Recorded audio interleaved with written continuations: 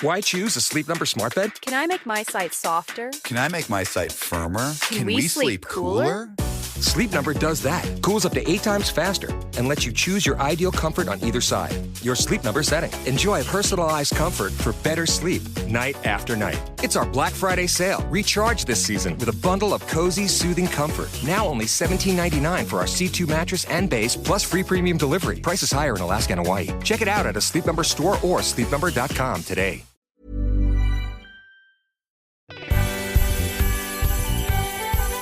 Hey, I'm Jamie East, and today's episode of The Smart 7 is brought to you by Sainsbury's, where you can save big on festive favourites with Nectar prices.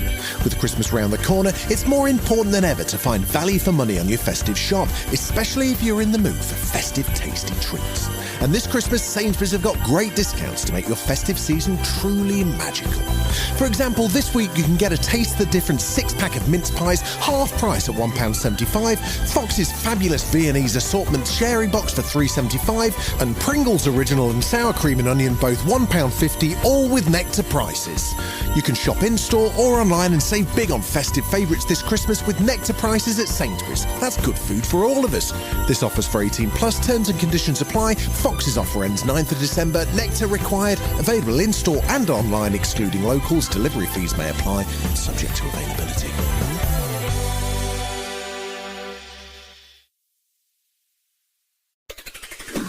It's Saturday the 29th of November. I'm Ciara Evans, and this was a week that saw the opposition accuse the Chancellor of botching the budget. Some signs of progress in the Ukraine peace talks. BBC advertised for a new Director General, and tributes to reggae legend Jimmy Cliff. Grab a cup of something hot, put up your feet, and get up to speed on the 7 biggest stories of the week. This is the Standout 7 from the Smart 7. It's news, But not the news. This Wednesday saw Chancellor Rachel Reeves unveil her budget, but in advance of the announcement, there was a series of rows over the number of leaks and apparent U-turns that have taken place. Former Bank of England chief economist Andy Haldane repeated his criticism of the leaks, calling the pre-budget drama a fiscal fandango, and that has done real harm to the economy's growth. Tory Shadow Chancellor Mel Stride has become increasingly exasperated by the ongoing leaks, so much so that he wrote to the senior civil servant in the Treasury this week to inquire if the department had authorised pre-budget briefings. He told the BBC on Sunday that the Chancellor just needs to get on with it and fix the economy. She's loaded up taxes on businesses, particularly jobs, borrowed a lot of money, spent a lot of money, put up inflation, interest rates higher than they would otherwise have been, and mounded up our national debt. Prime Minister Keir Starmer was back in the UK on Monday after a whirlwind trip to South Africa for the G20 summit. He attended a school in Peterborough to mark the expansion of the free school meal programme, part of Labour's pledge to end child poverty. He even helped out in the kitchen, dishing out meatballs and pasta to pupils, as he pledged that Wednesday's budget would stay true to Labour's manifesto. It will be a Labour budget with Labour values, but the 3 things that matter above all else, the principles on which we're building the budget are protecting our public services. We need to get our debt down, and we absolutely need to act on the cost of living. There was huge pressure on Chancellor Rachel Reeves as she faced tough borrowing rules, poor economic growth and a commitment not to cut spending on public services. It remains unclear what her plan is in terms of taxes. But speaking at the Confederation of British Industry Conference, Tory leader Kemi Badenoch took aim at the government's new employment rights bill. We do not have a growth problem in the UK because British people need more rights. We have a growth problem because the state is too big. Fewer and fewer people are working to support more and more people out of work and living on welfare. Chancellor Rachel Reeves laid out her budget on Wednesday, warning that ordinary people are being asked to pay a little more.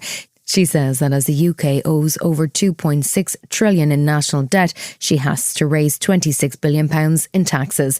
The good news is that she also found money to lift the 2-child benefit cap, scrap green levies on electricity bills and freeze some rail fares. She also managed to avoid needing to raise the main income tax rate, instead targeting the wealthy with a mansion tax, along with a freeze in income tax thresholds and increasing duties on online betting. My fiscal rules will get borrowing down while supporting investment. The stability rule that day-to-day expenditure must be met through tax receipts. There were plenty of mentions of the holes in the public finances left by the previous Tory government, which seemed to irritate Tory leader Kemi Badenoch, who launched an attack on the Chancellor and her pre-budget claims of misogynistic criticism. People out there aren't complaining because she's female, they're complaining because she is utterly incompetent. Real equality means being held to the same standard as everyone else. Even before the budget was unveiled, there was an embarrassing error from the OBR. That's the Office for Budget Responsibility. Somewhat irresponsibly, they inadvertently published the budget and revised growth projections in advance of the Chancellor's speech. The leak happened 40 minutes before Rachel Reeves was due to speak, and she found out about it while waiting in the chamber. Prime Minister Keir Starmer wasn't sounding too happy about the error, but he went back to the classics to put a rowdy Tory party in their place. We all know the biggest shambles in living history, the Liz Truss budget. And what did she say at the time? Not one thing was wrong with it, in her view. So we won't be taking lectures from her. There was a mixed reaction after this week's budget, with Labour backbenchers happy that the government was finally lifting the two-child benefit cap, but less happy with the £26 billion worth of tax increases.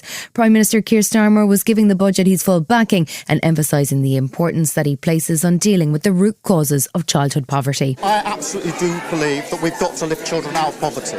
We've had a two-child cap in place for the best part of 10 years. The net result of that is hundreds of thousands of children have been living in poverty. I'm not going to apologise for lifting 500,000 children out of poverty. The Institute of Fiscal Studies was unimpressed by the Chancellor's freezing of income tax thresholds over the next 3 years, risks creating maximum pain in an election year and dragging almost 1 million taxpayers into higher brackets.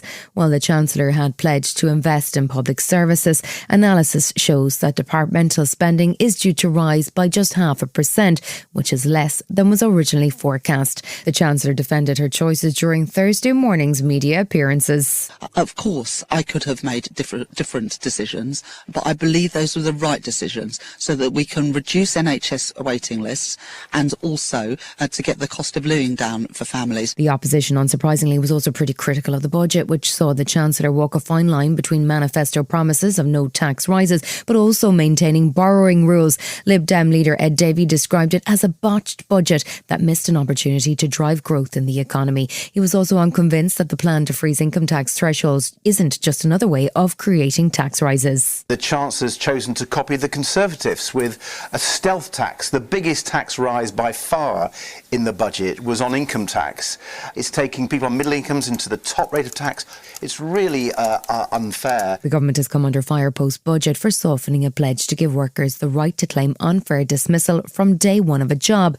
That's now become 6 months in the Employment Rights Bill, a bill which has been heavily criticised by business leaders and Tory leader Kemi Badenoch. Tory Shadow Chancellor Mel Stride was also heavily critical of the budget and its focus on welfare. The wrong choices. So what we've seen is putting up taxes substantially on hard-working people, and at the same time we've seen the benefits bill increase. What we think we should be doing is controlling government spending.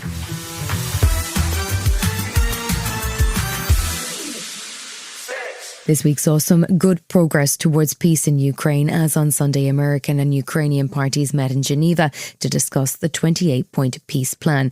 The plan has been the source of much speculation, with some US senators claiming that US Secretary of State Marco Rubio had described it as Russia's wish list. The State Department subsequently denied that, and Donald Trump had been pushing for Ukraine to agree to the plan by Thursday.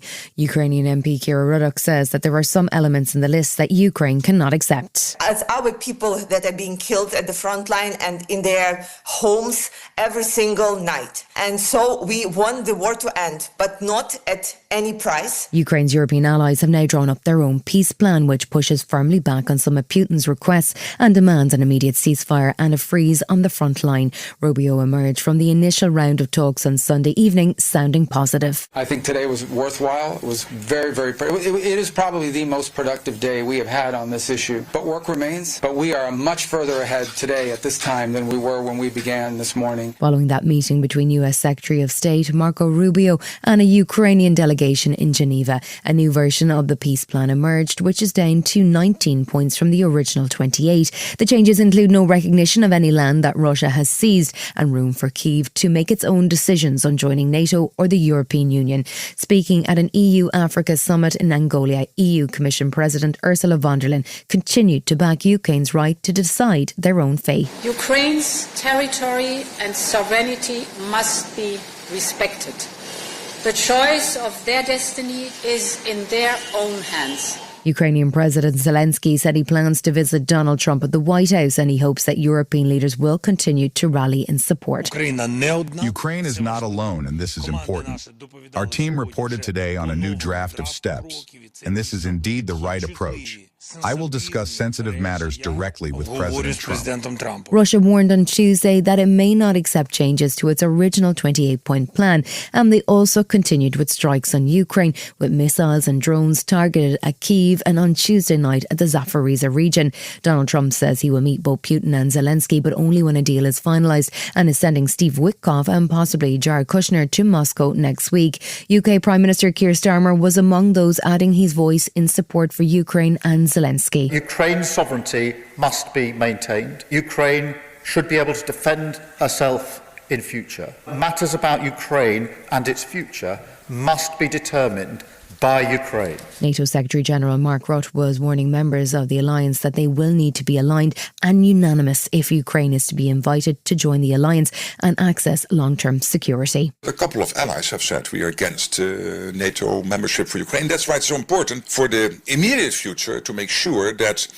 security guarantees are in place post the peace deal, which will make it impossible for Russia to try again. There wasn't much positive progress on the possible Ukraine peace deal as the week went on. With America and President Trump basically on holiday for Thanksgiving, there's no sign of any further progress from the US side. Russia continued to cast doubt on the progress of the deal, although Trump's envoy Steve Witkoff and potentially his son-in-law Jared Kushner are due in Moscow next week. Meanwhile, EU Commission President Ursula von der Leyen said the situation remains volatile and dangerous and warned that Russia has no real intent for peace.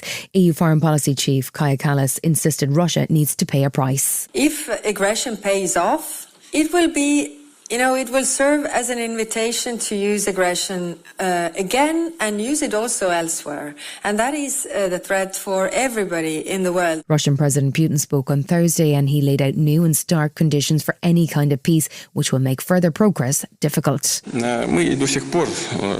We keep receiving proposals to ceasefire here and there. When Ukrainian forces leave the territories they hold, then the fighting stops. If they don't, we will achieve this goal by military means. That's it.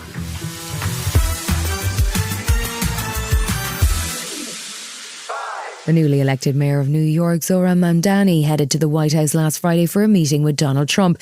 Trump had called the mayor a communist and New York Republicans had called the first Muslim mayor of New York a jihadist. But briefly, Trump and Mamdani seemed to get on. They met in private for 45 minutes. Then the press joined them in the Oval Office, where Trump was warm, friendly and promising any assistance for New York that the mayor required.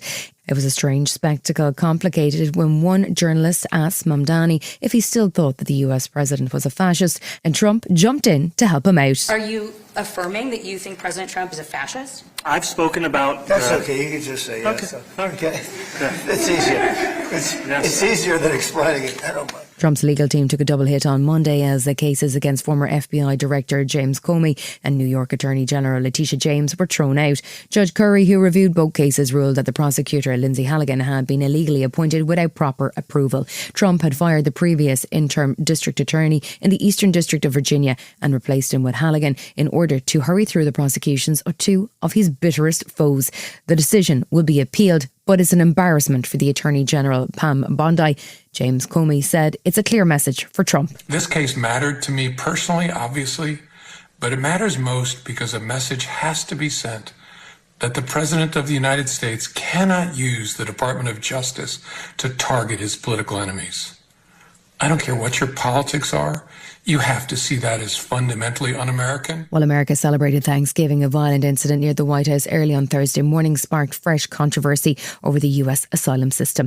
2 National Guard members were shot and one of them, Sarah Beckstorm, has since died. The suspect in the shooting is an Afghan national who had reportedly worked with the CIA in Afghanistan before he came to America in 2021 and was granted asylum by the Trump administration. President Trump announced that his administration has ceased processing any visa applications from Afghanistan and sought to blame Joe Biden for the event.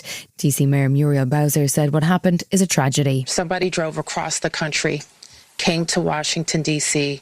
to attack America, and that person will be prosecuted to the fullest extent of the law. These young people should be at home in West Virginia with their families.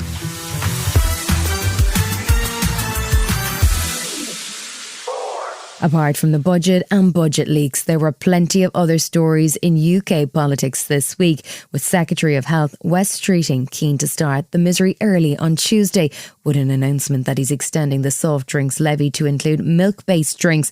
That means pre-packaged milkshakes or yoghurt drinks and chocolate milk, but Wes says it's intended to cut millions of calories from the nation's diet. Obesity robs children of the best possible start in life, hits the poorest hardest, and costs the NHS billions. This government will not look away as children get unhealthier, and our political opponents urge us to leave them behind. Health Minister Karen Smith gave her full backing to the measure, which will see the sugar tax push up the cost of those drinks and force manufacturers to reduce sugar levels. Tackling obesity is a fundamental part of our prevention strategy, and I think the arguments around the effects of obesity, those efforts are well known. Reform leader Nigel Farage has found himself in the spotlight this week over allegations of racism and anti-Semitism when he was a teenager.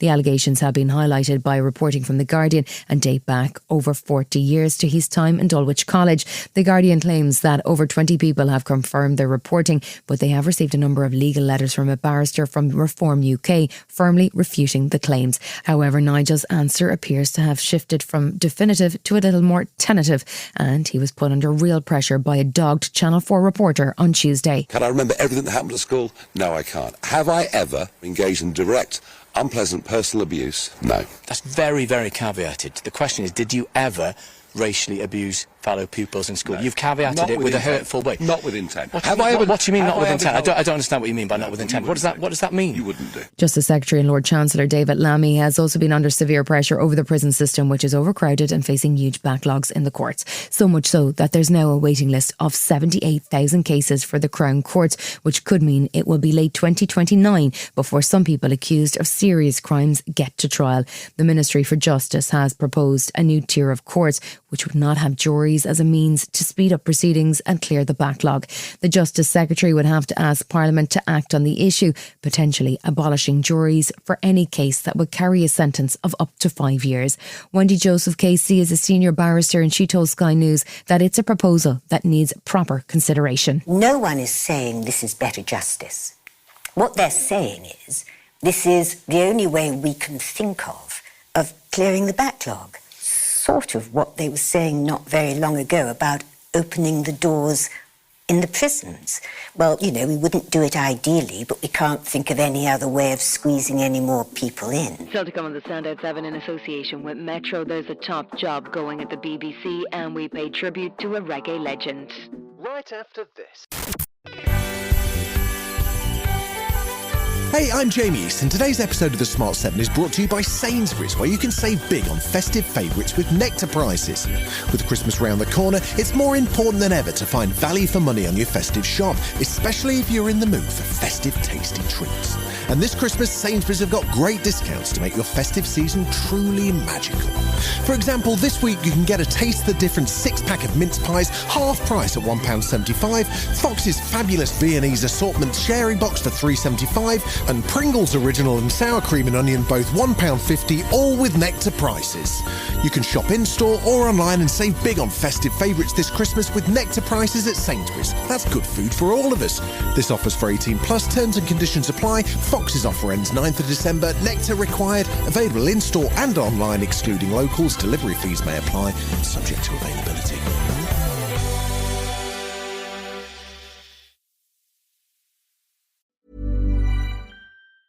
Why choose a Sleep Number smart bed? Can I make my site softer? Can I make my site firmer? Can we sleep cooler?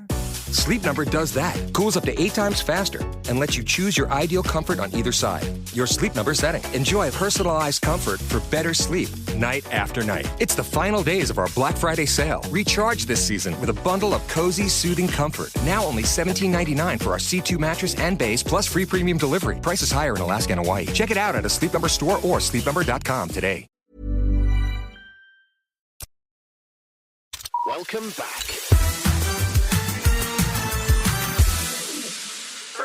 The few remaining BBC bosses appeared in front of the Culture Minister and Sport Committee in the House of Commons to answer questions over the BBC's editorial standards. It comes after the Director General Tim Davie and CEO of News Deborah Turness both quit dramatically amid questions over the editing of Donald Trump's January 6th speech in an episode of Panorama.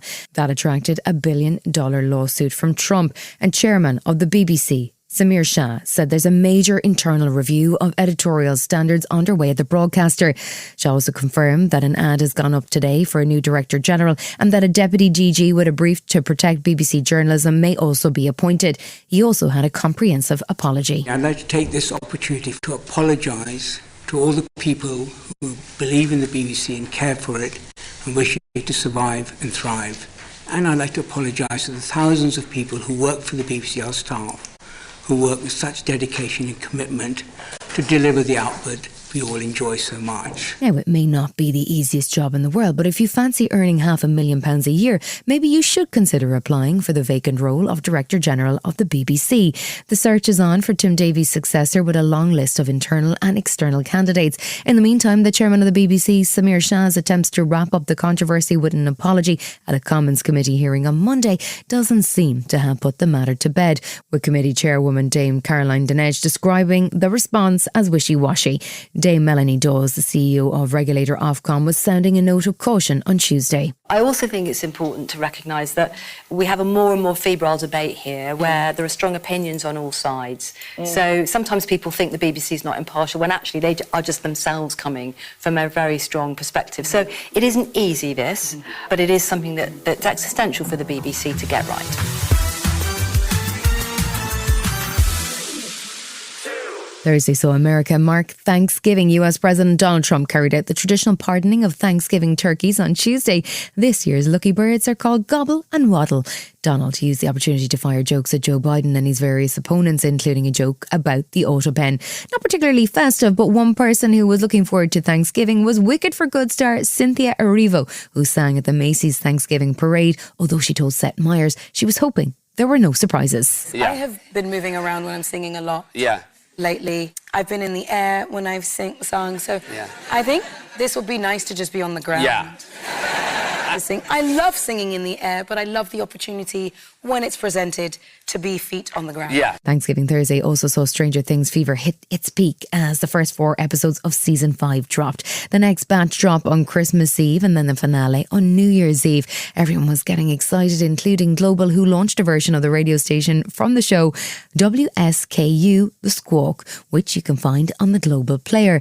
The man at the centre of the drama is, of course, Jamie Campbell-Bower, who you may better know as Vecna. He spent an average of 7 hours a day in makeup to get the full villain look, but it's safe to say he's planning a holiday. I definitely came out the end of season 5 and was like, you know what, maybe I'll just avoid bad guys for a little bit of time. You need a little break from it. Yeah, exactly. Yes. Yeah.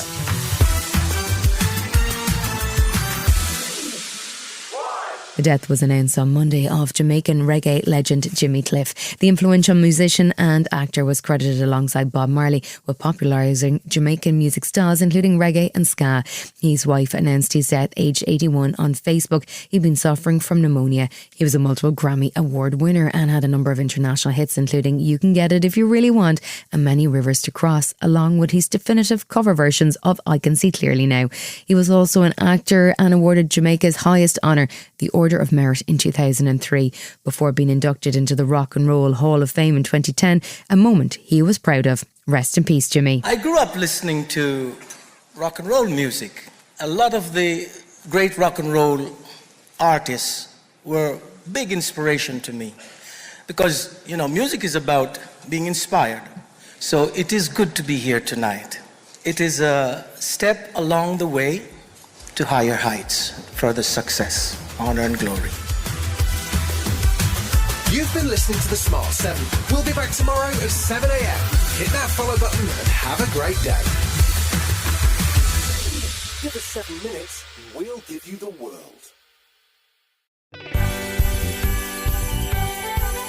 Hey, I'm Jamie East, and today's episode of The Smart 7 is brought to you by Sainsbury's, where you can save big on festive favourites with Nectar prices. With Christmas round the corner, it's more important than ever to find value for money on your festive shop, especially if you're in the mood for festive, tasty treats. And this Christmas, Sainsbury's have got great discounts to make your festive season truly magical.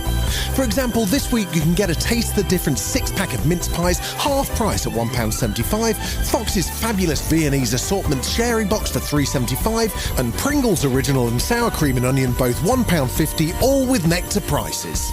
You can shop in-store or online and save big on festive favourites this Christmas with Nectar prices at Sainsbury's. That's good food for all of us. This offer's for 18+, terms and conditions apply. Fox's offer ends 9th of December. Nectar required. Available in-store and online, excluding locals. Delivery fees may apply, subject to availability.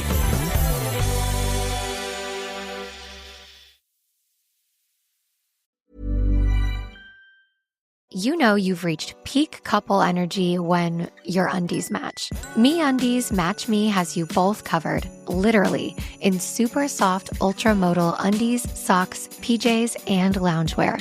Festive prints? Check. Cozy vibes? Double check. And right now, it's deal season. Get up to 50% off site-wide for Black Friday and Cyber Monday. Take your couple game to the next level with MeUndies Match Me. To get deals up to 50% off, go to MeUndies.com/ACAST. Enter promo code ACAST. That's MeUndies.com/ACAST. Code ACAST.